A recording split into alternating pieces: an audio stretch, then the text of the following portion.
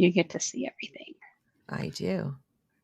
All right. So we are live, and I'm going to give it a second or two, see if anybody comes on. Usually at this time we get some people, but throw it out there again. Oh, it's dinner time on this side. I know, because you're on the West Coast.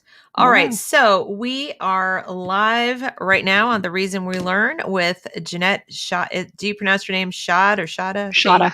Schade. Okay. That's a German. That's a German. Yep. What a shame.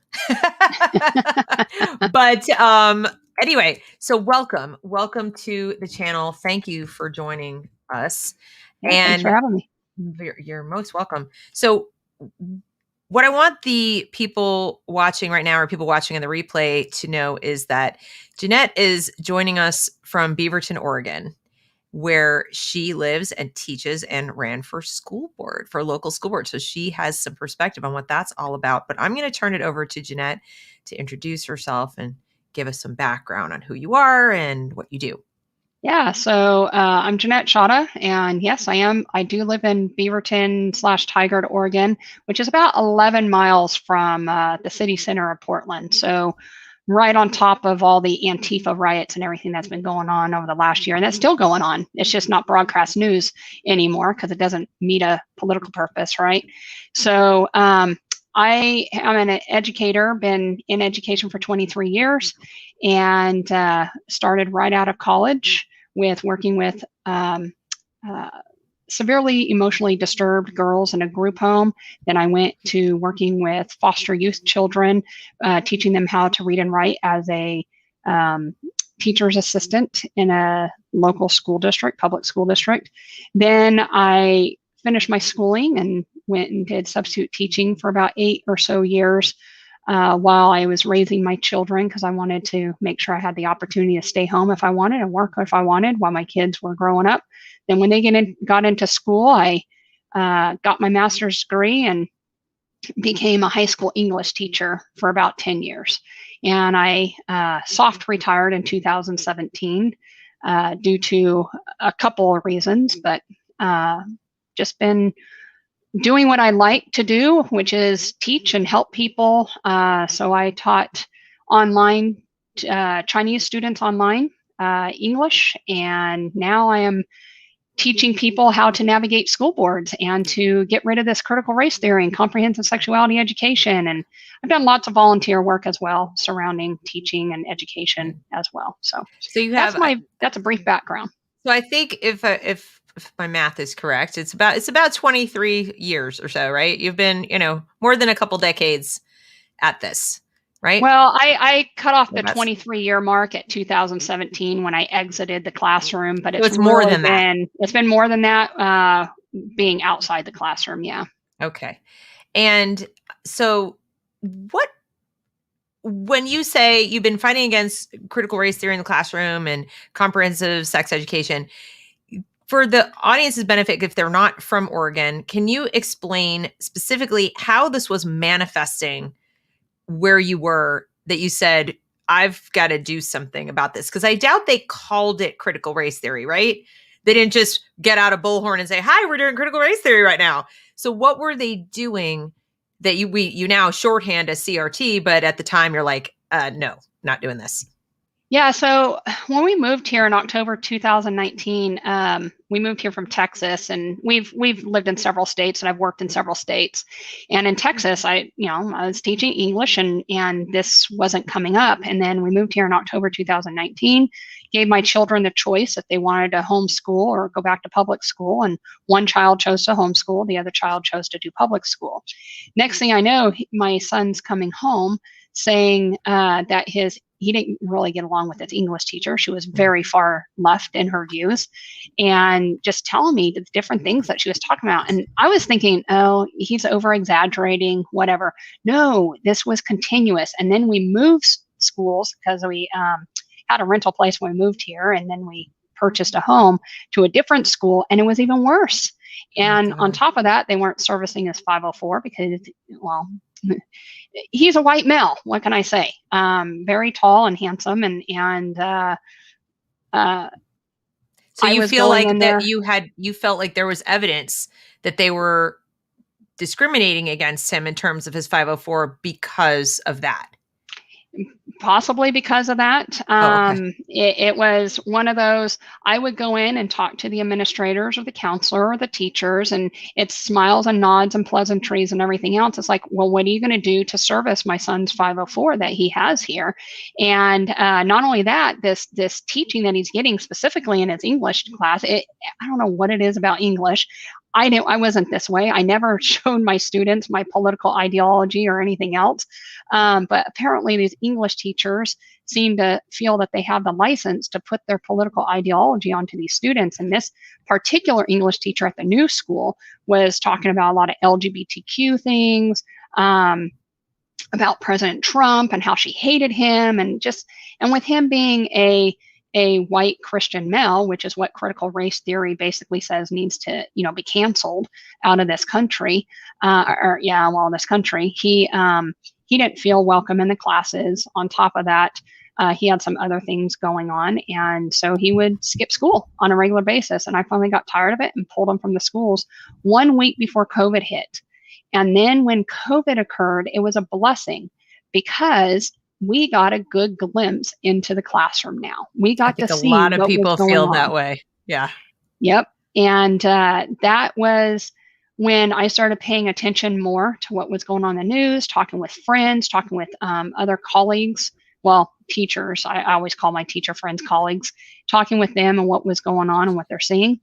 And so at about December timeframe, I found out that the school board race was going to be going on, because I was thinking about going back into the classroom and pulling myself out of my soft retirement, and found out the school board race was going to go on. I looked into it and said, sure, I'll go in and do that. Looked at the maps, thought I was in a different zone, because here in Beaverton School District, you have to live in the zone that you're running for. In other school districts, it doesn't matter what zone you live in. You could just pick a zone and run for that zone. Mm-hmm. And so I was like, oh, I'm in zone 6, because that's the high school my son was going to. And nope, I look closer, I'm right on the border. So I said, okay, let's get this done. Mm-hmm. And just talk to a plethora of people to figure out how to run a campaign, what I would need to do. I knew my background was great in education, because I not only have my teaching credential, but I also have my administrator's license as well. So I understand, the laws and how a district functions and things like that. Right. So I jumped in and put my papers in on February 19th, after I came home from moving my daughter cross country to North Carolina, actually. Mm-hmm. And that was it. And then so you just decided to do it. And I mean, did you have support? I mean, did you have people you knew who said, go for it, do it, we're behind you? Or were you going to just do it and then go round up support after the fact? I did. I originally was going to try and run in 2023, because that's when zone 6 seat was up. And I was like, okay, that'll give me enough time to get more acclimated with the area and what else is going on. And when I found out I was in zone 1 to run, during my research, I came across tons of people. Some of them I had already knew, others were new to me, and they were all encouraging me to run, because the Beaverton School District area is turning more and more progressive left. It used to be pretty conservative, and now it's much more progressive left. It's about a 60-40 split, 60% Democrat, 40% Republican. And then we have NAVs, or non-affiliated voters, with independents intermixed all in there. And so just a lot of encouragement from people. I was going to these classes with Western Liberty Network, mm-hmm. with Richard Burke, and they're free classes, just learning about, how to navigate the government, how to be a citizen lobby, how to run for a local office if you wanted to. And I was just doing that just out of curiosity. And he really supported me in my run for school board. So I jumped in, learned everything I possibly could, and started building my volunteer base throughout February and into early March. So I had roughly about 100 volunteers by the time my race was in full swing. Mhm. And we went at it. I mean, 66 of those, about 100 people, regularly out every single day or calling people, knocking on doors. Even during COVID here in Oregon, we have been shut down this whole time. And we're getting out of shutdown, but not as fast as other states. It's still very draconian here and very annoying. Yeah, I won't get into the politics here of just how bad it is. We have the lowest numbers with the most lockdown still in the United States. And it's been, 18 months now, 17, 18 months. Well, I just read today that even in North Carolina, we still have more restrictions than they do now in New York. So doesn't surprise me. I mean, they lifted the mandatory mask thing, but I think employees are still wearing them. I mean, there's a variety of different things, but apparently maybe it's restrictions on venues or something, but apparently New York is still ahead of us, which is hilarious. But now when you were running, you were running against an incumbent, right? You were running against somebody who'd been there a long time. I was running against an incumbent who had been there for 8 years. And I knew I was going to have an uphill battle, just that fact alone. Okay. And part of my strategy was to draw her out. And so we have what's called neighborhood area committees, which are run by the city of Beaverton. There's 11 of them in the city of Beaverton. And in order to get onto their agenda to speak at these committee hearings, the other side needs to be given the opportunity as well. And you get about 20 minutes. And so for 2 out of the 11, I attended all 11 of them. And for 2 out of the 11, I purposely got on the agenda because I wanted to draw her out and figure out what her platform was, how she handled herself and things like that. And what I found is, for an 8-year incumbent, she was not very knowledgeable. And that surprised me. At first, I was thinking, is it just me? But then as more people saw her, they're like, what's wrong with her? And I said, I don't know. You would think as an 8-year incumbent, she would know the ins and outs of the district and what to do and what committees are going on and things like that. And she just didn't. She was a fuddy-duddy. And then on top of that, in one of the two, I was talking about critical race theory and comprehensive sexuality education because that was my platform, completely against them. And some people in the audience asked her, well, we know that Jeanette is against it. Are you for or against it? And drew her out very nicely. So I knew definitely she was for comprehensive sexuality education. She voted for it on the school board in 2019. And then she also said she was for critical race theory. So that distinguished us right then and there. But I wonder too, if she felt like she didn't have to do anything because that's where the winds were blowing, so to speak. Like all she had to do was be inoffensive to the status quo and everything would be fine. And I'll just win. And nobody knows that I don't know how to do my job. And it doesn't matter. That is such the truth, because I was talking to the other incumbent who ran as well and lost. She was a 12-year incumbent. And when I was talking with her back at the end of January, beginning of February, she basically said that. She said, I'm a 12-year incumbent. I'm not going to do much campaigning or anything like that because incumbents typically win. Well, for her, that was really bad because the 3 other people that were coming in, one was from Africa, I believe Cameroon. The other one was from India. And then the third one was from a Central American country, I believe Ecuador, if I'm not mistaken. And so you have 3 women with who are immigrants here to the United States, which is, big like that for this whole critical race theory, because we don't want the white people. And she just got swept underneath the rug. She got about the same percentage as I did during the election. Okay. As far as vote tally but she goes. Wasn't even opposing critical race theory. She was just the wrong race. Yep, right? She was the wrong race. She was white. Okay. So when you started getting more support, what happened? So she's coasting, thinks she doesn't have to do anything. You go to these committee hearings, you stand up, you say your piece, and now you have a platform and she kind of doesn't. What happened next? I mean, did you get more support? Did people attack you? Was it a little both? What happened? Yeah. So around April 16th, 17th, somewhere around there, the union started getting wind of me. And the teachers in the union, who some of them are I'm not saying all teachers, I want to make that very clear, because I've worked with some of the teachers who are like, yeah, we don't agree with what's going on. And they were actually giving me information that I needed. And the teachers union, the president of the Beaverton Area Education Association, Sarah Schmidt, apparently started having some of the teachers going after me. And a couple times the signs were being stolen from the yards, my yard signs from voters' yards. And at one point, the teachers were going around putting these notes on voters' doors who had my yard signs in their yards, basically saying, you don't want to vote for her. She's an extremist. She's a white supremacist. They had no idea who I was or anything like that. They hadn't even really heard me speak much other than in these neighborhood area committees, which in live attendance was maybe 10 people. I mean, it's, oh my God. It's kind of like an HOA where the neighborhood really doesn't go, but they are recorded and they are put on the City of Beaverton website. And so maybe people are watching after. But anyway, so that's a federal offense right there, because that's voter intimidation.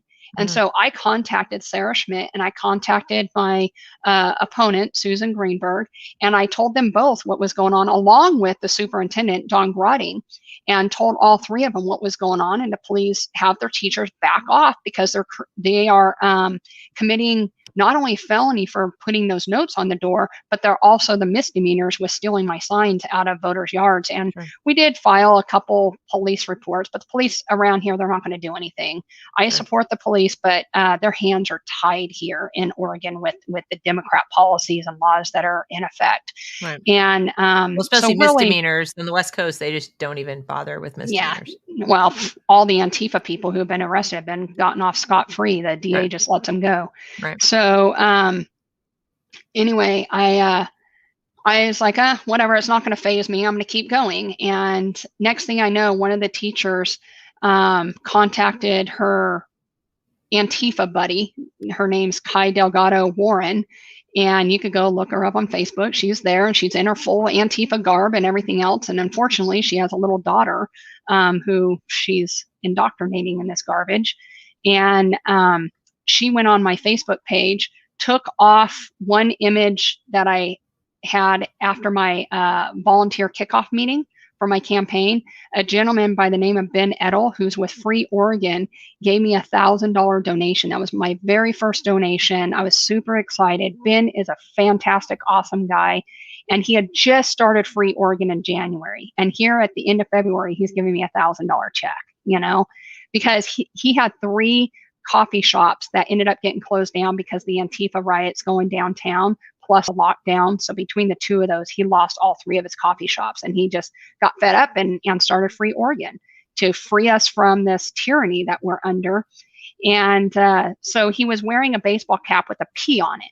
Well, P is for Proud Boys, right? So this Antifa person went and slapped him with the label of being a Proud Boy, and the Proud Boys, whatever. They're a group. They're patriotic. But his everything hat I can see for Proud Boys, though. No, it was a white P, and if you know the Proud Boys logo, it's black and yellow, and the P is different as well. The hat was actually for a minor league baseball team in downtown Portland. Oh my God! So, or some baseball team. I don't know if it's minor league, but some baseball team down in Portland. Suddenly, you're wearing the wrong hat and with the wrong letter on it, and it's crazy. Yeah, you're labeled. And so now I accepted a donation from a white supremacist group. And so that's where all hell broke loose. That was April 23rd when that happened. And so that was plastered all over social media. This was the first time I knew social media was a firestorm, but now it's personally affecting me. And so I've been called a racist, a homophobic, transphobic, globalist, extremist. I mean, you name it. I've been called globalist. That would be like the opposite. That doesn't. They're incoherent. These people.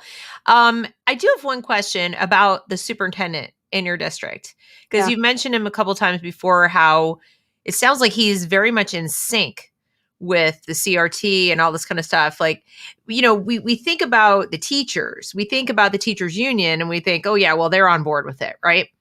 But typically, I think the image people have is that the administrators, superintendents, principals are just kind of like, I just don't want the union to get mad at me because then I'll get fired. And, like they kind of go along to get along, because given that school boards sort of hire and fire, like the Board of Education hires and fires superintendents, and then the principals, it's like, if the school board doesn't like you, you're going to be gone. And school board members, by and large, get elected by union money. I mean, there's a lot of union money propping them up. So it's kind of this little incestuous thing, that it's not that the principals or the superintendents usually are true believers. They're just trying to keep everybody happy so they keep their jobs.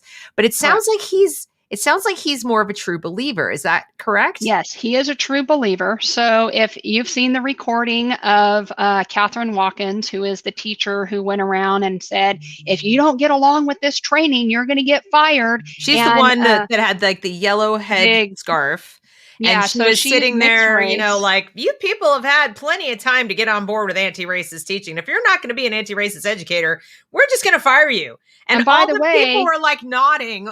Yeah, that's fine, And she equated it to, if they don't get on board and aren't teaching this, to child sexual abuse. Please tell me how those two equate together. She was off her rocker. So, yeah, and then Don Grotting and the school board came out saying, well, she doesn't speak for the school district. Well, yes, she does, because a recording happened to come my way that it's about 42 seconds, and Fox News reported on it and Daily Wire reported on it, and that also tied. So that was January, or the ABAR, it's called ABAR, anti-racist and ABAR, anti-bias, anti-racist training. Right. That was February 10th.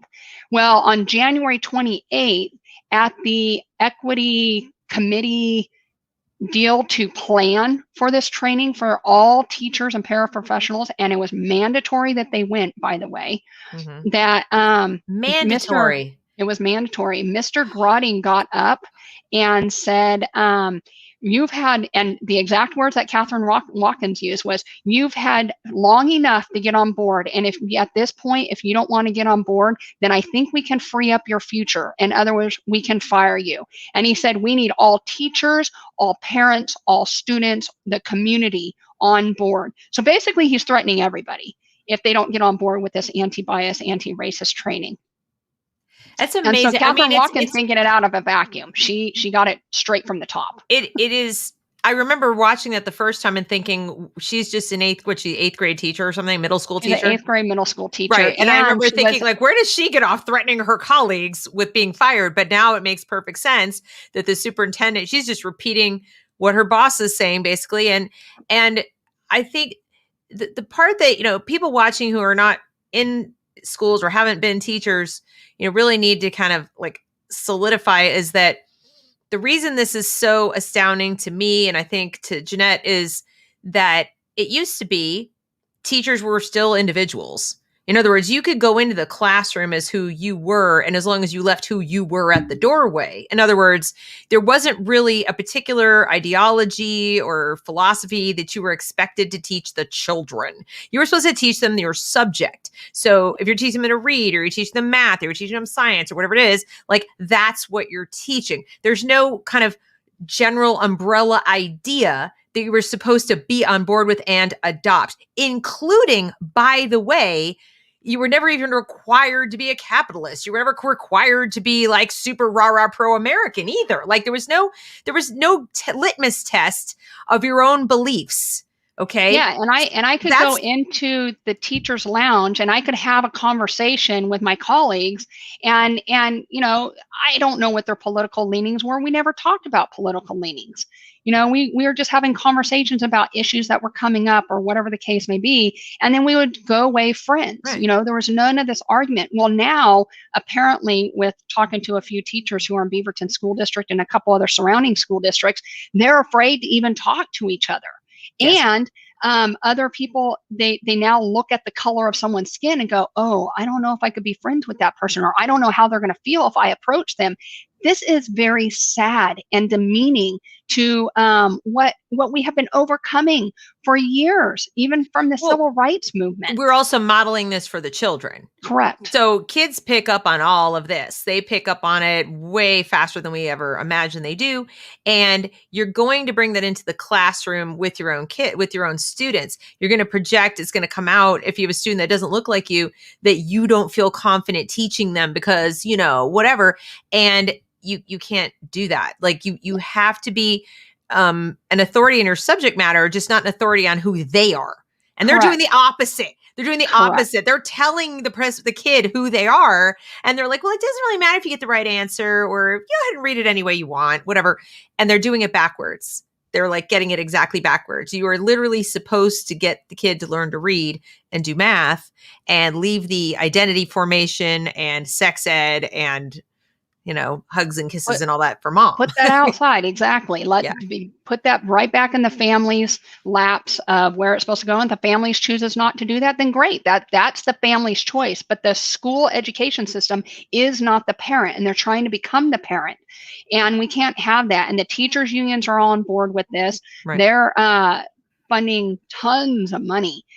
So for example, my school board race, between Beaverton Area Association or Education Association, OEA, which is the Oregon Education Association, and a few other Democrat entities, every single candidate, all four of them within my race, received over $5,000 each in those donations, and completely blew the rest of us out of the water in regards to donations, except for me, because I was on Glenn Beck, and I was able, thankfully, I had a lot of awesome people throughout the country who really supported me with their words of encouragement, with their dollars and things. And I will forever be grateful for that.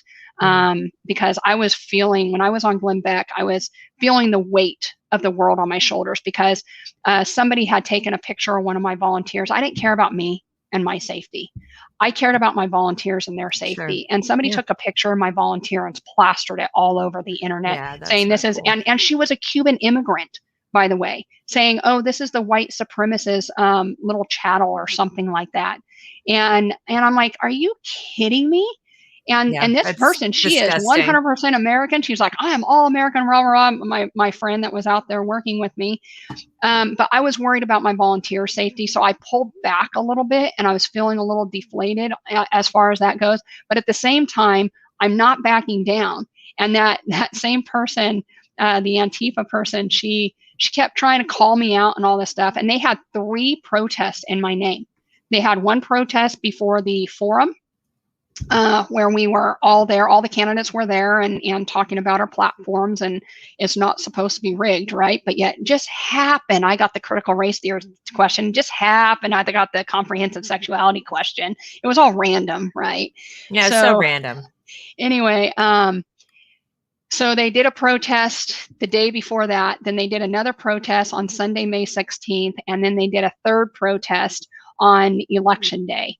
And apparently a couple of election workers were really scared to go downtown, because there's a Black Lives Matter group that was there. And they were scared to go downtown to the drop box to get the stuff. So they have police escorts and things like that. This is America. Like, this is so freaky to me. I do want to ask you a question before I forget and we get too far down the path where it's not really relevant anymore. But one question I've been meaning to ask somebody who's been in the classroom more recently, and I haven't been in since the early 90s. So when you noticed the school taking on more and more of a parental role, was it ever explained to you, or did you ever hear anybody justify why? So in other words, as you started having more responsibilities as a teacher that had nothing to do with your subject and more to do with these sort of like parental responsibilities, even like comprehensive sex ed, what's the argument as to why the schools feel they need to do this? I don't know that is the true story. I'm not saying I would believe it. I'm saying, what are they claiming it's for? They have to have some justification why, like, it wasn't when I went to school, and even when my eldest was in middle school, they weren't doing this. And then here we are however many years later, and it's like, no, we have to teach them about things I don't want to say on YouTube. Okay. Well, and some things trainings, I don't want to say out loud, we're teaching 5-year-olds. Well, I don't know if you want me to say it. I'm fine with saying it out loud on what it is. I mean, it is what it is, right? Right. But with me being in high school is a little bit different on all the trainings I was going to as a teacher. However, there were times where in our trainings they would say, well, the parents aren't teaching this at home. Well, How do okay. they know this? Maybe it's a magic wand and asking. they get the glass mirror and they have telepathy or something. I don't know. But that's the excuse that they were giving on why we should teach it. And then as far as when it comes to race aspects, it's, well, the Black and brown kids, they aren't excelling as well because of ABC, whatever they wanted to fill in the blank with. And for me, that is absolutely asinine, because I've worked in mostly Title I schools for most of my career. And I always champion kids. They would come in beat down with their baggage. Mommy and daddy did something, whatever the case may be. And I would sit with them. And sometimes my lessons went by the wayside because that's not what was important at the time. What was important was to listen to the student on what was going on, or students. And for 6 of my years, I worked in an alternative school where my class sizes were anywhere from 5 to 12 students, which was really nice because I could put that lesson aside. We could have this discussion. And there's one young man named Pierre who, in particular, and he's just one out of hundreds in this situation, but he was 18, his second year as far as being a senior, because he flunked out his senior year and he was just trying to get out and pass. He had a 2-year-old daughter. His dad and his stepdad had both ended up in jail for gang activity stuff. His mom was a drug addict, and he was couch surfing. He was defeated, deflated, 18 years old. This kid just had this horrible life up to this point and was like, Miss, I don't know what to do. I don't know how to get out of this gang life. And so I sat down with him, and I happened to have 2 other students in the class that day.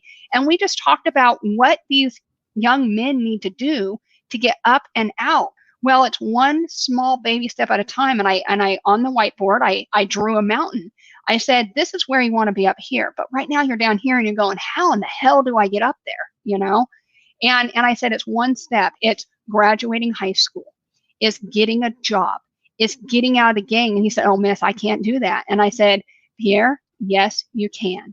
Where there's a will, there's a way. Right. He said, yeah, but I'm going to get beat down. I said, okay, so move where they can't find you. But right, I can't you're not do a that. tree. I don't have money. Yeah. And so it was a lot of conversation. And by the end, all 3 boys and myself, we were in tears, because that's what we need to do with these kids, is give them hope, give them uplift of, right, yes, you can. You've been beat down. And one of the other boys who happened to be in the class, he was newer, and I don't remember his name, but he was talking about how his parents would tell him how stupid he was, and he wasn't going to amount to anything. I mean, these kids, they're hearing this from home. They don't need that in the classroom with critical race theory, saying, oh, you're Black or you're brown, and so therefore you're a victim of society, or you're white and you're an oppressor. And by the way, since you're sitting next to that Black or brown kid, you now owe them reparations for whatever, and you need to apologize for being white. No, that should not be happening, and it is happening in our classrooms.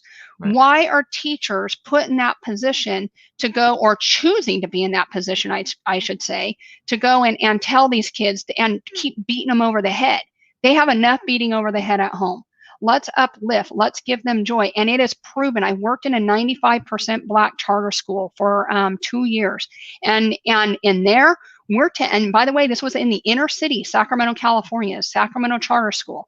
And there, we were telling kids, you can do it. You can uplift. You can get out. And the rules and the guidelines in that school were very, very strict. They had to wear a uniform. They had to conform to certain things in regards to their dress and makeup and their hairstyles and things like that.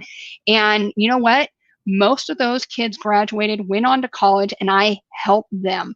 I was a senior advisor, and I was helping them do that. And every time, and they're calling you a white supremacist and right a racist and all this junk. And I mean, this is why it's demonstrably ridiculous. But I wanted to know, because for everything I've been saying on this channel a lot, guys, we need to challenge their premises more. We need to, when they say we must do this, or they kind of leap ahead to here's how we're going to do blah, blah, blah, that you need to back them up and go, where's the evidence? How do you know we need to do this? Yeah, How and do you that was know? a conversation I had with the equity and inclusion administrator yesterday, who is Don Grotting's right-hand man at Beaverton School District. And I had 5 parents of varying races and of both sexes, and 2 of them were immigrants to the United States. And so when we are talking about what's happening in the classroom in regard to these parents' kids, Mr. McCreary, he listened pretty intently. He was very respectful, listened intently. And then he admitted at the end of everything, when we were talking about critical race theory, because one of the parents I had with me knew tons about critical race theory, because he read Abraham Kendi's book, he read White Fragility, and he just dove into it because he really wanted to understand what it was. And so he was talking to Mr. McCreary, and even Mr. McCreary said, what I learned in my college years and what I'm trying to apply now with training teachers, I'm trying to figure out how it correlates and how it's going to work. And it obviously is not working the way that it was intended to work. Right. Well, you think when you have teachers who are shaming, blaming, silencing students, and again, all these students are different races that are feeling this. Well, you know what else that I saw something today on Instagram and I thought was brilliant. Some people, I think Will Roche was one of the people who did it. He was the teacher from California who did that critical race theory sort of debate on Instagram. Yes. Well, they put something together with like what CRT is. It's a problem. And we talk a lot about how it's illiberal. So we know that. And, because it's sort of racist. But what people don't think about is there are 2 things. It's unhealthy and it's ableist. And if you say that people are like, ableist, what do you mean it's ableist? They talk about intersectionality. Okay, tell the kid who's on the spectrum not to microaggress someone. Yeah. You've got people who don't read social cues very well, and they don't give social cues very well, and they don't understand some of these little, a look, a glance, a body language thing. They ask very direct questions. Touching someone's hair. They touch your hair. Kids on the spectrum will do things, and it's not like they're going to wear a badge. I'm on the spectrum, okay, so, and nor should they. And so what you're going to teach them about microaggressions, you want to create massive social anxiety in a person who already has social anxiety. This is cruelty beyond belief. It's certainly child abuse is what it is. It is child abuse. And then as far as unhealthy, you're literally teaching cognitive distortion. Yep. Cognitive distortion are the thought patterns of depressed people. And any sane, rational person who knew anything about psychology would go out of their way to teach the opposite of cognitive distortion, especially in young children, because once you build up these thought patterns, the way of explaining these to yourself, it's very hard. You have to literally do therapy, like cognitive behavioral therapy, to get out of it. And if you've, trounced on your capacity for reason from kindergarten on, the neural synapse, that's like, you're a little brain damaged. It's kind of hard to get in there and put reason back where it never was formed. So they're literally abusing the children and causing potentially irreversible brain damage. Correct. So when they're saying things like, well, we have to do X, we have to do Y, I just want to encourage more people, parents, teachers, etc., to just say, but why do we? Why do we? Like, where's the evidence, and how do you know? And how do you know that if we don't do this, terrible things are going to happen? Because it doesn't hold up, right? If you look at the results in terms of reading scores, math scores, etc., they go like this. Yes. And especially in Oregon, they're even worse in Oregon than the rest of the country. Right. They're just plummeting all over the country. And so they want to say, well, things in the past were so terrible. I'm like, yes, but oddly enough, more Black people could read. Yes. So more people, period. 5 minutes ago, where they were allegedly in bondage, like 5 minutes before you arrived to rescue us all, where everybody was still, a slave, apparently. The reading scores were better. Can you explain that? Because I'm really not following you of how this is going to make it better when we were doing a totally different thing before. And that's without even doing reading science properly. So for 30 years, we've not been doing reading science. So we might want to do that. But even without that, the reading scores were better than they are now. Yeah. which is horrifying to me. So I feel like whenever somebody says, well, they told us we have to, teach comprehensive sex ed because parents aren't doing it. It's like, do they have spies in our homes? Are they eavesdropping on our conversations? And what's the evidence? Are they working backwards? Or are they saying, oh, kids are doing XYZ, therefore parents aren't teaching them, as if kids listen to their parents? Like, but plenty of parents teach their kids what they need to know to not get pregnant or whatever. That's not necessarily the exact same thing as a kid not doing it. Or the Or kid they put them listening, on birth control themselves, either way. or whatever. They do stuff. Well, and here's the kicker on comprehensive sexuality education to transition a little bit here. If you follow the money for comprehensive sexuality education and the science behind it, the science they use was from Dr. Kinsey. If you don't know who Dr. Kinsey is, go to NoCSE, I think it's nocse.org or something like that, and you'll learn all about Dr. Kinsey. But Dr. Kinsey was a child psychologist who in his mind felt that children were sexual from 0 on up, and he wanted to learn how sexual children were. So he is a pedophile. He's a pedophile, and he hired pedophiles to do these egregious acts on these poor babies. And I'm sorry, this gets me every time. And he would record how many orgasms that baby had, or how many orgasms that child had. That's what comprehensive sexuality education is based on. What? So if you still want comprehensive sexuality education in your child's classroom, now let's bring in Planned Parenthood with Margaret Sanger, who is a eugenist, a racist eugenist, who wants to kill all these Black and brown babies and things like that. Those are the two things. Why was this man not prosecuted? That is not ethical research. Because he's a scientist. It's just like, why is it that we can bring in books and other things that show pornographic images that if we did that in our home with our children, we would be labeled as a pedophile with our children, and that our children will be taken from our home. But because there's laws in states, and I believe it's in all states, but here in Oregon, there's a law that exempts that stuff if it's used for educational purposes. And so now we can so there was one school district who showed a bunch of contorted women's faces in various positions, sexual positions. And the kids in this 9th grade class, health class for comprehensive sexuality education, had to go and figure out which faces were pleasurable and which faces weren't. Yes, that happened here in Oregon in a local school district. To what end? This is so vile. Like, yes. I don't even, I'm sorry. You don't have to be a prude to understand that this is wildly inappropriate. Yeah. Like, do parents know this is going on? Well, some who are woke do, or awaken, I should say. I don't like that word woke. Those that are awakened do. It's similar with critical race theory. We have to inform parents of what is going on in our schools. And this has been going on for a while, and it goes all the way from the top, federal government, to HHS, to the Department of Education, and several years ago, Planned Parenthood and the Kinsey Institute, which is still going, by the way. Kinsey Institute is out of Indiana State University, and they had a plan to put in 17 school districts these school-based health systems.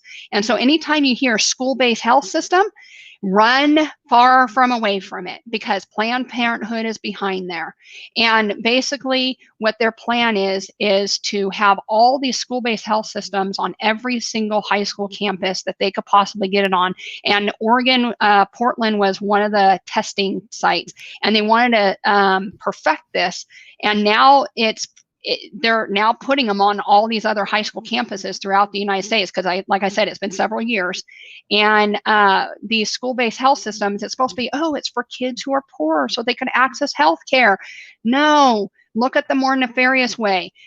Little Jenny, who had sex 4 or 5 weeks ago who's not feeling very well, goes to school-based health system. She takes a pregnancy test, find out she's pregnant, goes over to another part of the school-based health system, which is run by Planned Parenthood, and they talk her into having abortion. By the way, this is all without parents knowing, and parents have no right to know.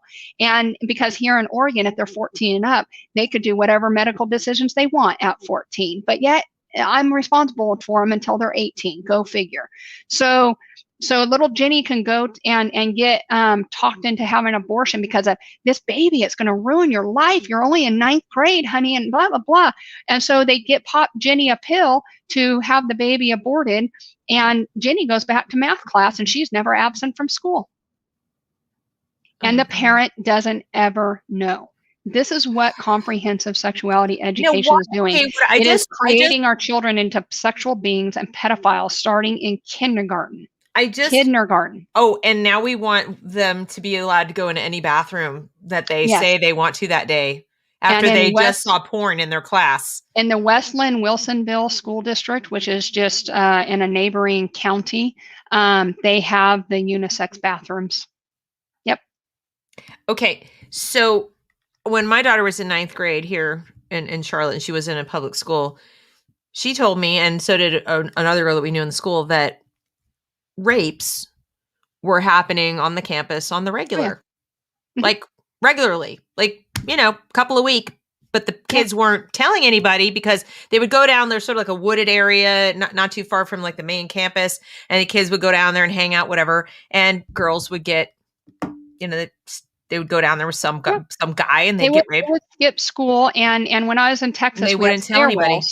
Yeah, we had stairwells, and in one particular school, it was a brand new school that had just opened, so half the building wasn't being used yet. And kids would skip and go into the classrooms and do their little sexual activities and then go back to class. Yeah, no big deal. Yep. I mean, no one's going to deny that teenagers in particular have, hormones and so forth. But then why would you want to titillate them in the middle of school and be like, okay, go back to class? I mean, this is just, shouldn't they be learning for self-control? And like, these are the things that happen privately when you're an adult and when you're ideally in a serious committed relationship. Like I just kind of Googled it before, and UNESCO, UNESCO and all these major global organizations. What I can't wrap my mind around is why. What is their motivation? What is the upside in what's their argument that says, oh, you're a big prude if you don't want your 6-year-old to learn how to, I mean, this is so truly, between comprehensive sexuality education and critical race theory, we are creating racist pedophiles. That's what we're doing. Between those two things. So sick. And I mean, I can't, every time I hear one of these stories, I just think like, please explain to me, mom and dad, why you would send your kids to these places. Well, and that's the biggest thing. So what I'm doing since my election is I've transitioned from Jeanette Schade candidate to Jeanette Schade advocate. And my slogans for my campaign was kids over politics, build back basics and education. And yes, I know the build back basics is very similar to build back America, which is Biden's thing. There's a whole reason behind that because school board races are supposed to be nonpartisan, right? And I try to keep it as nonpartisan as possible. My opponent, not so much. And so what I'm doing now is I have my PAC, Build Back Basics and Education. And within the next couple weeks, by July 1st, my website will no longer be Candidate Jeanette. It's going to be buildbackbasics.com. And it will be my advocacy. And what I'm trying to do is get parent coalition groups in every single school district and to build these coalition groups. And I'm starting here in Oregon, and I'm in discussion if I'm going to make this a 503c to where we expand it nationwide. But right now, I want to just focus on Oregon and the local school districts around here. And And with these coalitions, what I'm doing is going in as a facilitator or a guider on letting these parents know, how do you do a FOIA to get the FOIA is Freedom of Information Act. And what you do is you go get the public records, because it's taxpayer dollars. So we have every right as a taxpayer to know what is being taught in our 100%. schools. You can look at curriculum. You can ask for contracts that the school district contracts with. You can ask for essentially anything, emails, whatever the case may be, and see what they're discussing. I actually have 6 or 7 FOIAs in right now with Beaverton School District in regards to some contracts that they have with the equity and inclusion company that they're bringing in, since the training that they were doing with just teachers did a big flop. So now they're going to pay hundreds of thousands of dollars to bring, or tens of thousands of dollars, I should say, to bring in this company to do it for them now. And the other thing I'm doing. Sorry, go ahead. I'm teaching them what critical race theory is on a deeper level, what comprehensive sexuality education is on a deeper level, and how to speak to that at the school board meeting on a calm, rational plane. Just before, it sounds really extreme, but folks, it is extreme. This stuff is infiltrating your schools. And by the way, private schools are not immune to this. It is infiltrating private schools left and right. Jesuit High School here in Portland, it's in there as well. I'm taught in communication with a couple parents there, and they're like, how do we get it out? And I said, well, that's a Catholic school. They're not even supposed to be teaching that stuff. So, well, the thing that people don't seem to understand is that they've been so good about leaving it out of, first of all, you're never going to see it in your state standards. You might see it in something called... Well, here wait, in Oregon, in Oregon, yes. In Oregon and Washington, New York, and California, yes. Even Virginia and New Jersey, too. But even there, they don't call it a standard. They call it a framework. So like in New York, they call it a strategy or framework. They call it something else as opposed to a standard. And people hear standard, they think must do. They think framework, they hear may do. But in Washington and Oregon, it's now mandatory. So it's a given. But where in most states, it's there, but they're not going to have it. The high level standards you look at in social studies, be like, oh, we're going to learn about the revolution. Okay, well, we're going to learn about this. Okay, we're clean, we're good. But that's not where it lives. Where it lives is it lives in the teacher trainings. It lives in the school board trainings. Colleges. The colleges. So first you take these impressionable kids that go to college.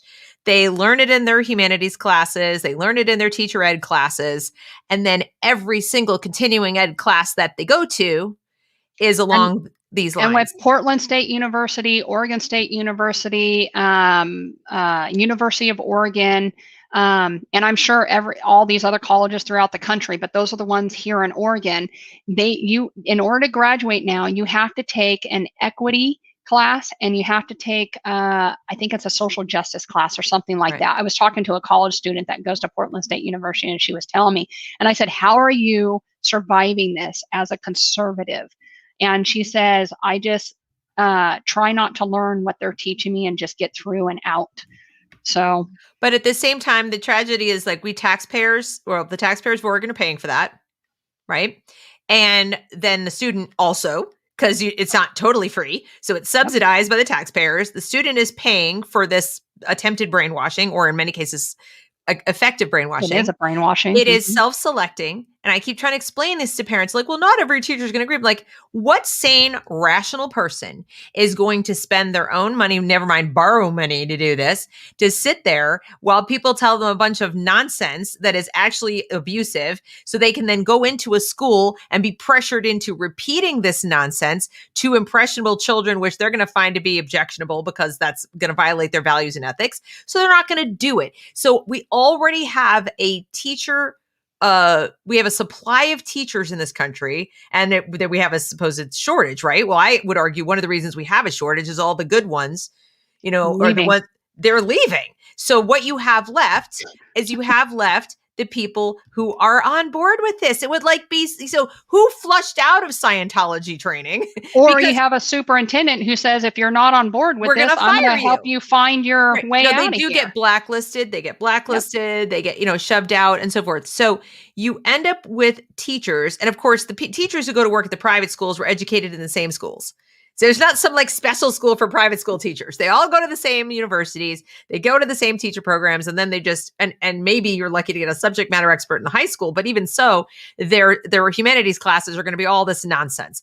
So they go into the schools, and that's where this junk lives. They close the door and they take whatever book they were supposed to teach. And it could be something very neutral. They could teach the Constitution itself with a critical lens. And suddenly this document that you think is, they're teaching the Constitution, I'm safe. They're teaching it as its most racist document that ever was. And so let's go back to Miss Watkins, her humanities class. I was given access by a parent to go through Miss Watkins' class. And it looks very benign on the surface. But then you look at some of the recordings that she has on there. You look at the sources. What's the Zen guy?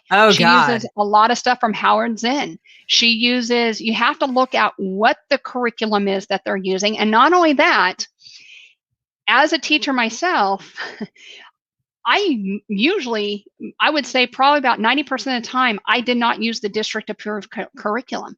I was bringing in supplemental stuff that would match the standard that needed to be taught.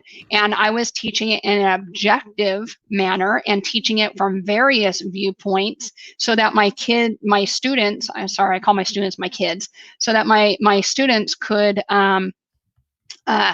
learn to critically think for themselves based upon their own morals and values and ethics. Well, now they don't care what the students' morals, values, or ethics are. They don't care what they teach at home. It's if you don't get along with this stuff, then we are going to shame you, belittle you, guilt you, and make you feel like you're nothing.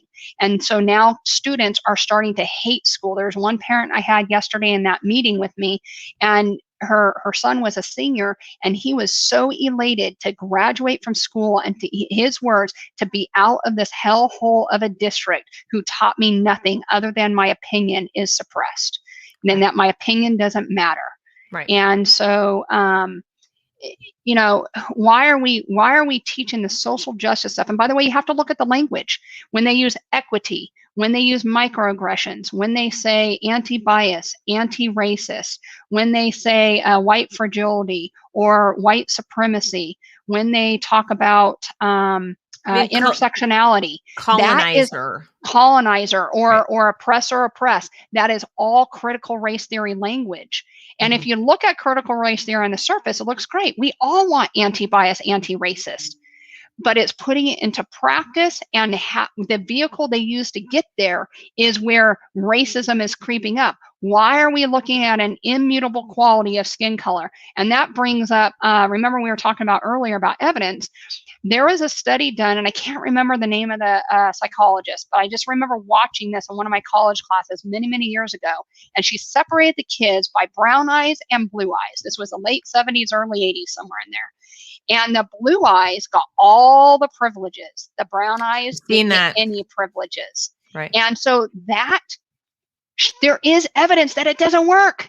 No, that is evidence-based right there. And it's out there in that study. And what I would like to know is, what do those people think now today based upon that experience that they had? I believe it was over a week that they did this. And just, the degrading that happened in how mode, and the other went into the victim mode. Well, that's exactly what we're doing with critical race theory. Instead of eye color, we're doing it with our skin color. Right. And we're teaching people that white people are more superior. No, I'm not. I am no more superior than my black friend down the street. I'm no more superior than my brother-in-law who just became a United States citizen from Honduras. Right. We're human. Let's talk about human and treat people with dignity and love and compassion, and not worry about what we're wearing on the outside here. And the thing that's really bugged me about critical race theory is that it's a misnomer. It's not a theory. No, It's really it's not. more like a religion. Well, that's true, but I would it is faith-based, and that's why it's not a theory. Theories are scientific.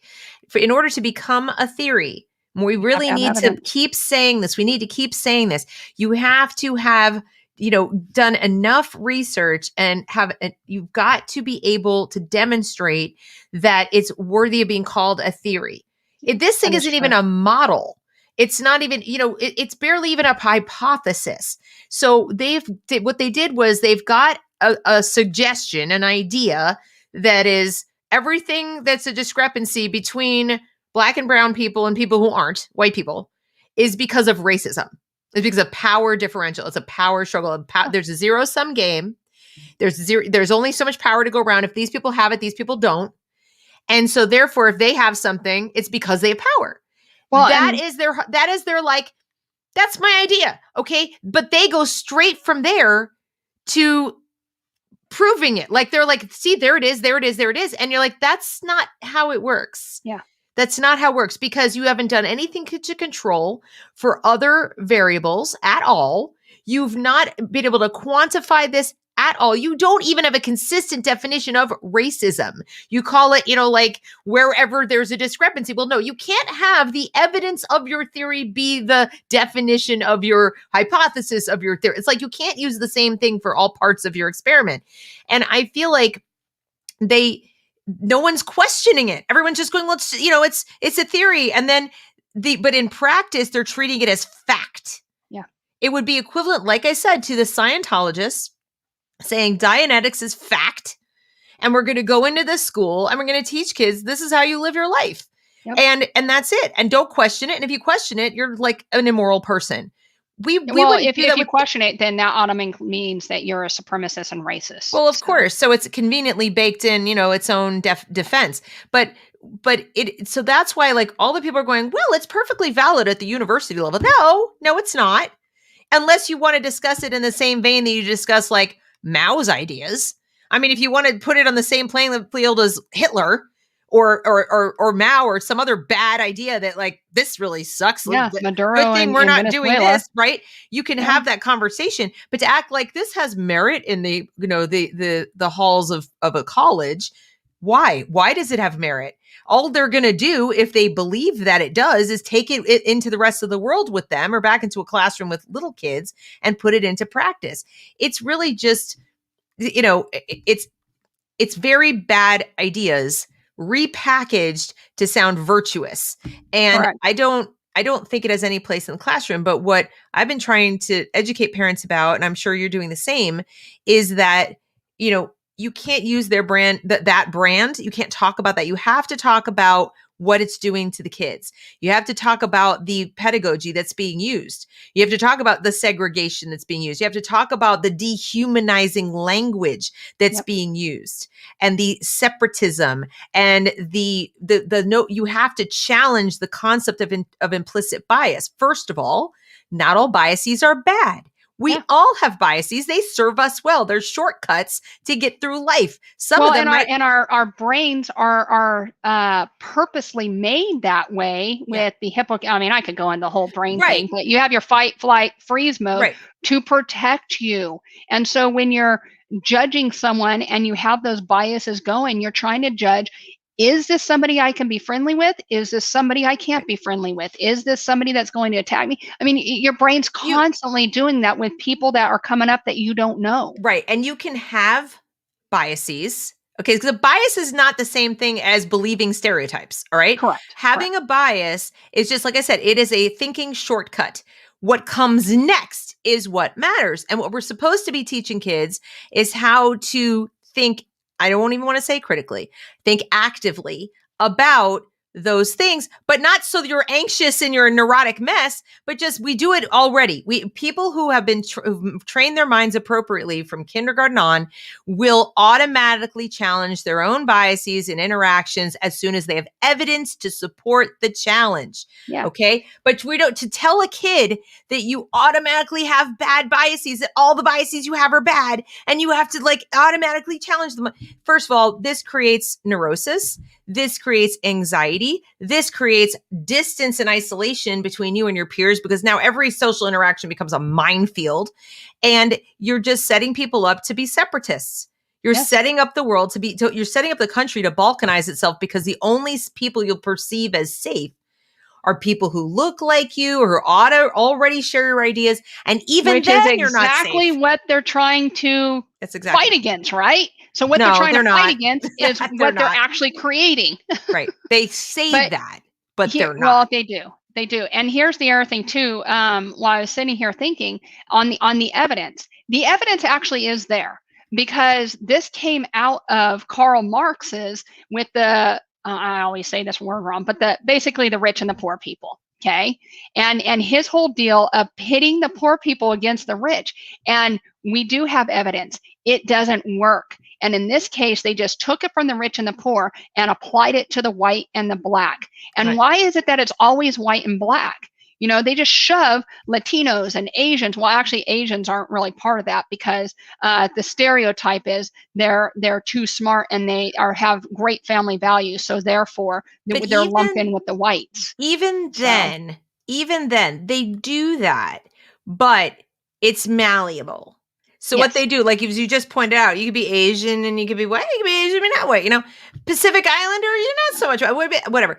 But what it is really is, and I think we should be careful that we don't call it anti-white or things like that, because then they got you. Then they're like, see, you're white supremacist. I think it's better to call it, first of all, anti-reality, anti-reason, because we all subscribe to, you don't, it's not a function of color that you appreciate reality. Okay. Yeah. That you like the values, the humanistic values of the Enlightenment. All right. That's not specific to race.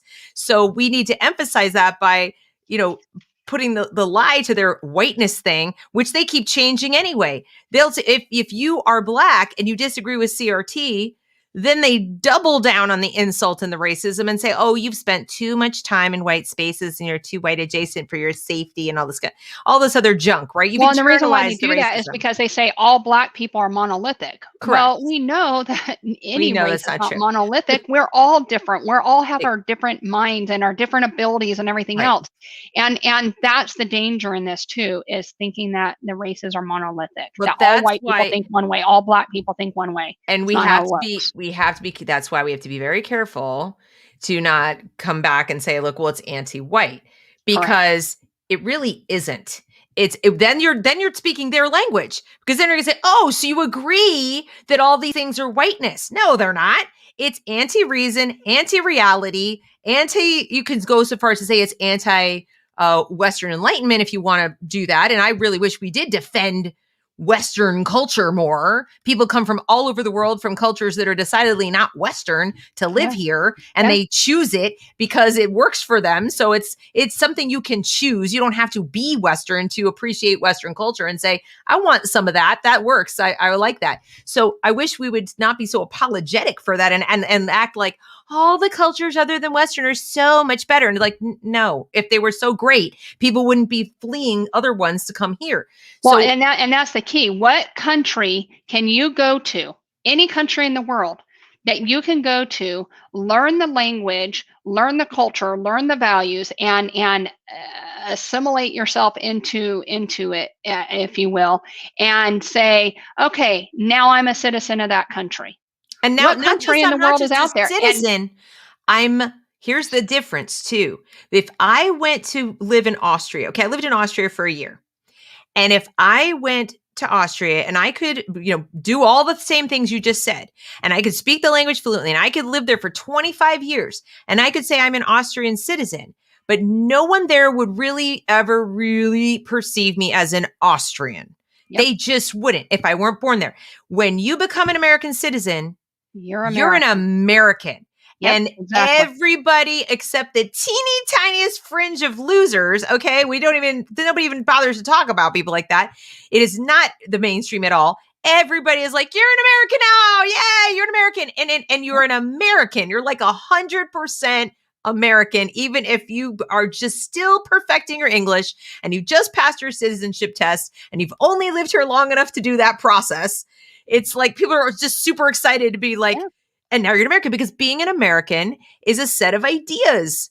It's a set of ideas that you're embracing. It's not about like whether you can trace your genealogy back to a certain amount of years or whatever. Yeah. And that this is the only place on earth where that is true. And we got to start celebrating that again. And that's the best, in my personal opinion. We can play defense all day long against them.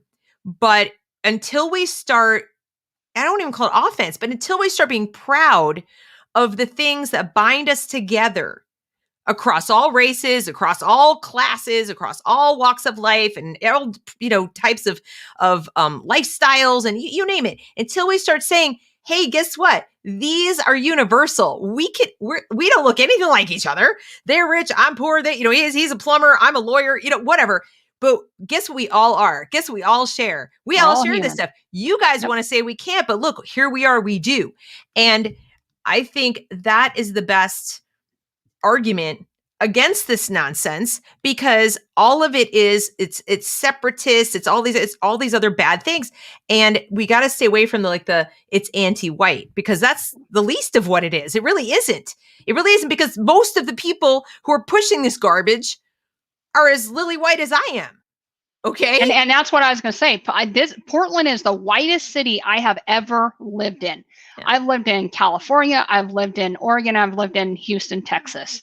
And this is the whitest city I've ever lived in. And it's all these white people wanting to speak for people of color. And they probably haven't even been outside the bubble of their house long enough to even know their neighbor who may be Black or Latino or something like that. But yet they feel that they can speak for them. And that bugs me. I am not the voice for anybody else. I'm only the voice for myself. Correct. And to sit here and try and pretend like me as a white person, that I can go out and speak for somebody.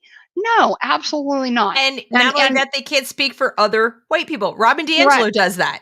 Correct. Carlin did a piece, I think it was last week, where she was going through Robin DiAngelo's little talk, and she's talking about, I'm a racist too, and all white people do this, and white people do that, and white people think this, and white people, and I'm sitting there listening to her, and I'm thinking, I think you mean to say Democrats, honey, or I think you mean to say left-wing liberals, or some other term that's political, not racial. That's where I quit doing parties, because parties mean nothing to me anymore. Doesn't mean it's the progressive left or it's conservative. And I know there's the extreme on the right and whatnot, but it really is the progressive left with the more conservative mindset. And I actually have a Democrat friend that I'm working with right now who is completely against CRT, completely against CSE. And she's like, I don't know where my party went, because she has her own mind. She's not allowing a party to dictate who she is and how she's going to think.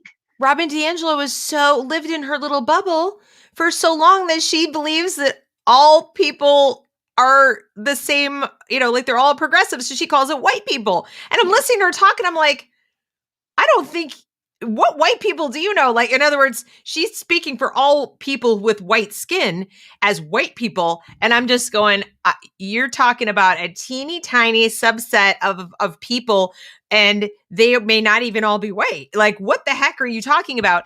And the presumption is she knows what they all think.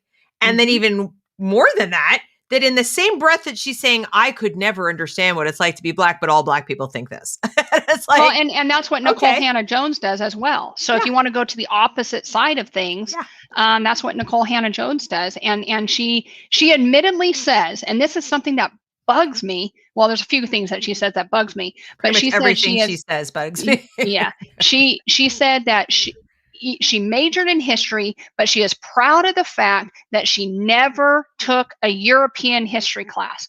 So how can you go and not take a European history class and then start writing these essays that are supposed to be historical, right? But we know they're not. It's filled with bias and everything based on our own. And then in the same, it was a 3-hour waste of my life, but I learned a lot about her and how flip-floppy she is. She's like a fish out of water. But she's talking about how white teachers don't care about Black students and stuff, because she grew up in Illinois or Iowa, one of those I states in the Midwest. And she said how her teachers didn't pay attention to her because of her brown skin and stuff. And then not even 10 minutes later, she's talking about her absolute favorite teacher who paid attention to her and who gave her a lot of hope. Guess what skin color that teacher was? Right. White. And so it's like she doesn't even know her own biases and her own um, uh, illogical thinking Yeah. in her own brain, and it shows. I mean, I watched 3 hours of that. I watched, and I'm just like, oh my gosh, this lady's nuts. And isn't it in North Carolina where they didn't give her tenure? Wasn't it Yeah, in North Carolina University? why she was offered the position in the first place is beyond me, because people keep talking about she's a journalist, she's a Pulitzer Prize winning journalist. I'm like, yes, but can you name a single thing she did other than the 1619 Project? Her journalistic credentials, as far as the work she's done at the New York Times, are really minimal and not that great. Yeah, Okay, she worked here in Portland for the Oregonian for several years. She's not really a distinguished journalist. Yeah. I feel like there's a lot of tokenization going on with her at the New York Times, and they have sort of packaged her like she's a brand. And she did this thing, and she did with other writers. So it's her. She curated these essays, and she wrote the titular essay, but she didn't write them all. And there are lots of problems with all of them, okay? And historians from all political persuasions, right, including Black female historians, have said this is a problem. And so she was offered this position, teaching journalism students. And so some people are defending her, saying, but she's not going to be teaching history. She's going to be teaching journalism. And I'm like, well, okay, let's have a chat about that. Don't you think that if you're going to put someone as a tenured professor, even as a professor with have a chair in the journalism department of journalism, don't you think that it's really important that the person actually have a body of work that justifies their holding that position in the first place? Like, in other words, anybody else with her resume, if they weren't Black and they didn't write that particular thing, if they did some other thing, they wouldn't get that job. There's no way they would get that job. That just, it's very thin, her body of work. And on top of that, her journalistic ethics have been called into question justifiably several times, because when she's been called on the carpet that she's lied and made mistakes, she just, what tweets are you talking about? She just deleted them. Well, and here's the interesting thing is Oprah Winfrey is working with her closely to create these documentaries based upon her project. And I just, I grew up watching Oprah Winfrey, and I revered her. I'm like, man, she is awesome. She thinks well.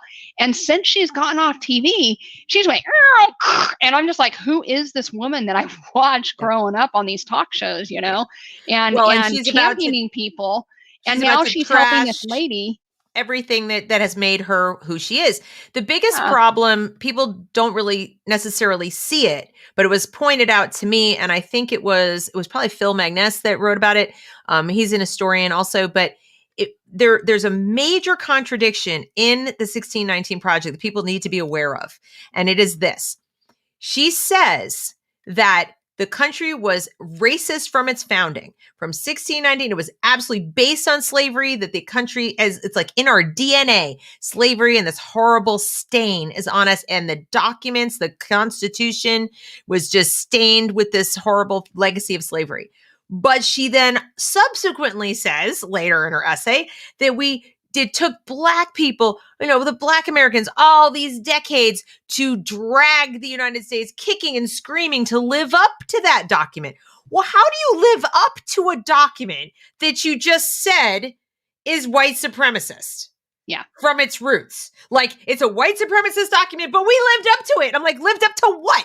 She is her flip-floppy fish out of water. Incoherent. Correct. And anybody who can think at all can read this and be like, like, what did you just do? And now they're going to teach it to kids. Yes. Now, if I had to teach it, by if I the were way, forced to teach it, that's what I would teach. I'd be like, the federal government, I don't know if you know, the federal government is trying to push it through on the Department of Education. They're trying to do something similar to what they did with Common Core, sitting there saying, hey, I got this stick of money sitting right here. And if you teach this, then we'll give you this money. And that's exactly what they did with Common Core. And they're doing it now with the grants that if you teach the 1619 Project. And unfortunately, the time for public comment has passed. But I really hope. I know a lot of people. I made a comment. I don't know. I commented. Yeah. So it's going to pass because they always do. So the pressure is going to the pressure will have to be at the local level. But I'm a broken record at this point with my audience. They know already that like you don't come here to get white pilled. You come here to get black pilled. I'm going to tell you what I tell everybody, which is parallel system, parallel system. You need to get out. The only way to fight is not to show up on their battlefield because Exactly right. they let them fight with themselves. Let them play with themselves. They like masturbation. So let them play with themselves. Well, and here's the other thing. Here's the kicker, at least here in Oregon. I can't speak for other states, but in Oregon, we work on a biennium. And so if they have a down year, then the school district can look back at the previous year and say, okay, we're going to do our funding based upon that year. It's almost a saver type deal. But we've had a whole 18 months of shutdown of the school year, and a lot of people took their kids out. So Beaverton School District, the last time I heard, and I'll get an update this coming Tuesday or Monday when they do their school board meeting, is they're $30 million in the hole from this last year. So schools are starting to go, oh my gosh, we're losing money. We're losing money. You know, it's not about the kids. We're not losing kids. We're losing money, right? Because the dollar amount is attached to that kid. Jobs program for losers. So what's gonna happen is now we push CRT and CSE, and parents are now more awake to it, and they're trying to fight it. And then what they're going to see is you can't fight it because it's a whole systemic. Here's a good systemic one. It's systemically there. And so what's your other option? You need to pull your kid. Let's cripple the public education system by pulling your kids out. You have been teaching your kids for the last school year and a half. For those who are lucky and got to go back at the beginning of the year, congratulations. Yeah. But we are still in hybrid here in Oregon or CDL. We only have maybe 10% of our students. So they're already solving the problem. They're already solving the childcare problem, right?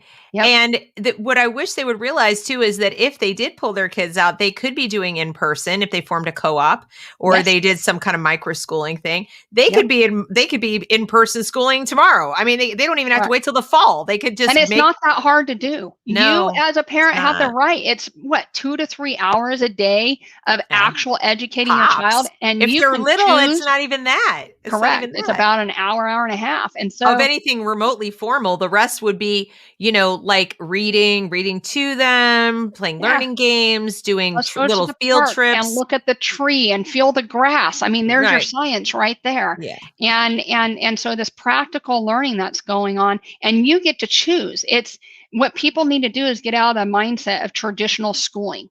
Right. And if you get out of the mindset of traditional schooling and go, oh, I don't have to have my child sit there for 7-8 hours a day. And we don't have to have math class and English class. And, now we're going to stop for a recess. And then we're going to have reading class. And now we're going to stop for lunch. You don't need all that. You say, all right, we're going to do math this day and English this day and whatever else. And in between there, we're going to go hike it to the museum and we're going to enjoy looking at some artwork or whatever at the museum. That is all experiential learning. Yeah. And by the way, you as a homeschool parent get a lot of discounts as well. You just need to look for them. And it's easy to do. Get into your Facebook groups, Facebook home groups. Deb, you have your program that you do. Go ask Deb to help you out and things like that. Find out those homeschooling groups. And I know there's people that say, secular versus religion. All right. There's ways to teach secularly without bringing in the religion, but let's be real. Our education system was built based upon religious principles. So try and separate. What I'd like to do, and I really need to get on the stick and do this, is do a series of videos to educate parents about the history of education in America. Just kind of segment it out, kind of like how it started and what changed and how it grew and so forth.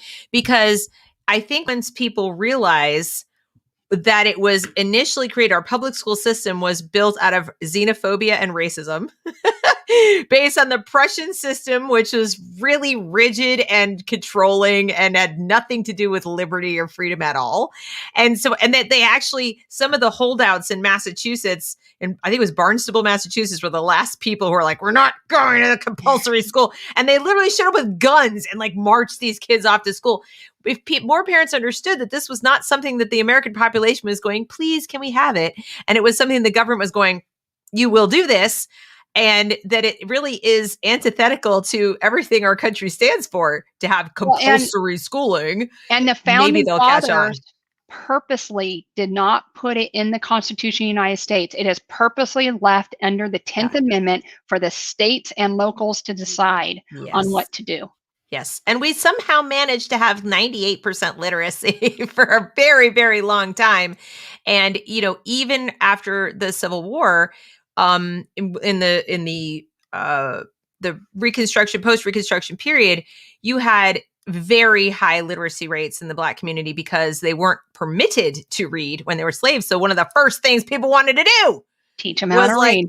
Read. This was denied me. I'm going to do this. Same thing with the family units were stronger than in the equivalent class white communities because I was denied the ability to marry the person of my choice and keep my own children with me and all these things. So these are so many myths that permeate. They say the legacy of slavery. And I'm like, no, actually, the legacy of slavery was tight-knit families, high literacy rates, focus on education, like most oppressed people, by the way. And it was government that came in and said, can't have that. And it went all the way through the 1950s, 1960s, and it was around the 1970s with the was it Johnson who created the welfare system stuff and started tearing families apart by saying, if you have a man in the house, you can't get this money over here. And that's where the Black family started being separated. So if you want to look at systemic racism, Shelby Steele, there you go. Stuff on that too, and I know that also Thomas Sowell. So,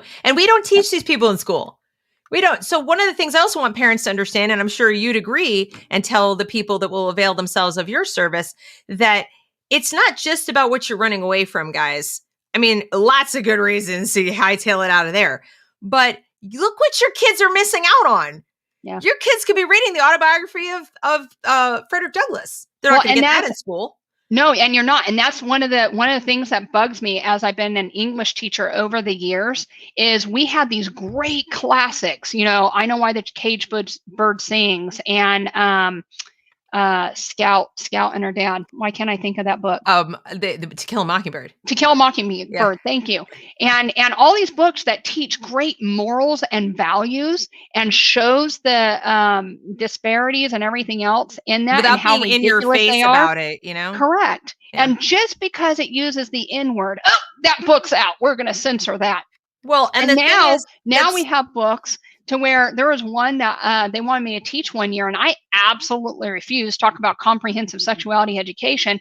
It was of a young boy, a high school boy, who at a party during the summer raped a girl. They went back to school, and the young boy was able to bully this girl incessantly, and she went in to cut herself and all kinds of stuff. And I stood up and said, I will not teach this book.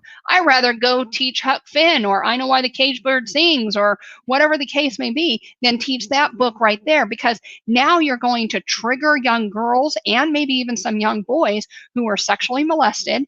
And you're also teaching them boys that they could get away with rape and things like that. It's like, I'm not teaching that. And I was up against, because I moved schools, I went from being a English department chair, and then I moved schools, and so I had somebody else over me, and it was this young person right out of college, maybe 24, 25 years old, saying that we needed to teach that book. And I said, absolutely not. And I stood up to her, and thankfully I had relationships in the district office, and I said, do you know what this book is about? And the English district administrator said, no, I don't. And I let her know. She said, oh, we're taking that off the list. So parents, also be careful. The books on the list, they're not vetted. People will go and read them, say, oh, this is a great book, and they'll put it on the list, but they're not vetted. So you need to read what your kids are reading. And by the way, here in one of the school districts, 6th graders were required to read Ibram Kennedy's book. Yeah, I mean, this is, I got to tell you, I just, parents, like I said, it's a two-pronged approach. People need to wake up to the fact that there are things going on in the school. And as much as your brain has trouble comprehending that adults who claim to care about children would be doing these things. I know, I mean, it's a lot of cognitive dissonance where people are saying, they're like, but they're teachers and they have such nice faces and they say that they care about children, and they're like, we care. And surely they must know something I don't know. Surely they must have a reason that this can't be as bad as I think it is. And then of course they'll tell you like, oh, that's those right-wing paranoid conspiracy theorists. That is crazy. We're just trying to help your children. And I want parents to understand that if your gut, intuition. If your intuition, if your gut says, this doesn't feel right, you need to listen to that, first of all. And it's not right. You need to demand evidence. Like, but why do you want to teach this to my child? I want to know why. Show me the evidence. And then the next thing is stop, for the love of everything. This year, we are like experts. All that somebody has to do is say, I'm an expert at something. And people are like, fall down like, you tell me what to do. I couldn't possibly know as well as you. Guys, have more faith in yourselves and think about your own life. Was your life lesser than because your 5th grade teacher didn't teach you how to, to yourself? Masturbate. Yeah. Mm-hmm. Okay. I mean, I should say it, but it's like, I just don't even want to say it. They shouldn't be teaching this. So did you feel like somehow you couldn't learn properly because you weren't made aware of all the many aspects of racism that were present in every interaction? Did that impede your reading ability? Come on. If we don't teach them that, then their friends will. Okay. Well, they're going to find it anyway. It's called pornography because you give them these devices that you allow them to go off and trample off with that are connected to the internet, and they access whatever they want anyway. Well, and again, let's just get back to brass tacks here. It's not your job. Correct. It's so not the school maybe job. Their friends will teach them. Maybe their parents are falling down on the job. Maybe all of that is true. Maybe their parents are terrible racists who aren't teaching them sex ed. Maybe all of this stuff is so true. Everything you're saying is true. It's still not your job. The educational system's job is to teach reading, writing, math, basic science, history, factual history filled with firsthand accounts and documents, and not anything else other than that. No. And if they are going to teach sex ed, it needs to be in a health-based class or a biology class where they teach just the mechanics. What is the body going to go through? We don't need to bring in a cucumber or a fake penis and teach them how to put a condom on. That's not okay. No. And honestly, it's just so outside their purview. Most of the people doing these trainings, these teachings, have never taken enough. Maybe they took a basic class in child development, but it was things like Piaget and, Vygotsky and stuff like that, right? They don't know. They're not psychologists. They're not psychiatrists. They don't understand, like to your point, you're teaching books about cutting and things like that. You obviously don't care about children's mental health because you really don't know where these kids are emotionally. Their parents are more in touch with that. We hope. And if they're not, it's still not your job. Yeah, you don't know how to do that properly. And you should be doing it anyway. That was one thing I campaigned on when it comes to comprehensive sexuality education, because not only are they teaching this other stuff, but you have transgender issues coming in, you have gender identity issues coming in, and teachers are not paid psychologists or psychologists or psychiatrists. And why are we putting this on their shoulders? I don't want that burden. I don't want to sit there and tell a child, oh, you feel like a boy? Okay, well, let's get you in touch with the school-based health system. By the way, Planned Parenthood is getting into hormone therapy and hormone blockers. And so let's get you over there and get you in front of a doctor, and your parents never need to know that we put you on hormone blockers. No. So that's extreme. They have to, there's a lot of things that they have to go through in order to get there. But the point is, that's shouldn't even be a thing. It shouldn't even be a thing that they're going through. Like, what I tell people too is this: if you don't want the government looking over your shoulder and in your face and telling you how to do things, whatever, don't interact with it. Yep. When you put your child into that situation, you're inviting these people into your life. And we've now reached a point with education as the gateway to this, where they're also teaching children to report on their parents with wrong think. So if you don't want to mistrust your own child and worry about what your child is going to say to some government employee about what goes on in your home, okay, because obviously they're duty bound to report abuse, but the definition of abuse from a parent is so broad now that all you have to do is disagree with critical race theory. And that kid could be one of these student activists who goes in and says, well, my parents are just these terrible white supremacists. And then they disagree with critical race theory, and we really need to put them on the extremist list. And next thing you know, you could be getting a call from your employer because the school put out, or somebody put out something about you. And I just say, if you aren't 100% on board with every single thing they're doing, you need to get out. And what you said is not too far from the truth. So here in Beaverton School District, and I verified it yesterday with Mr. McCreary, and he said it is happening. Yeah. The Equity Task Force is what they call it, and which has community members, teachers, parents, students, and administrators on there, that they are creating this document to where anybody can go and tattletale on someone else, saying that they were racist towards them, or that they had microaggressions, or whatever the case may be, so it would be investigated. Well, I know a number of students that I've had throughout my tenure as a teacher who would probably love to go to that document, and it is 100% not true. And I also know several teachers who have been accused of being racist, and just the turmoil that that has created. So if you get a vindictive student who wants to go and get back at their teacher, it can ruin a teacher's life. And this is going into the Beaverton School District starting next year. Well, no, it's kind of like, why are there no good people in politics? Well, now there could be no good people in teaching. When the incentives are to get out, nobody decent, nobody rational will be there. So why would you put your kid there? Like, it's beyond my comprehension. And on top of that, there are just so many opportunities for fantastic learning experiences by not being there.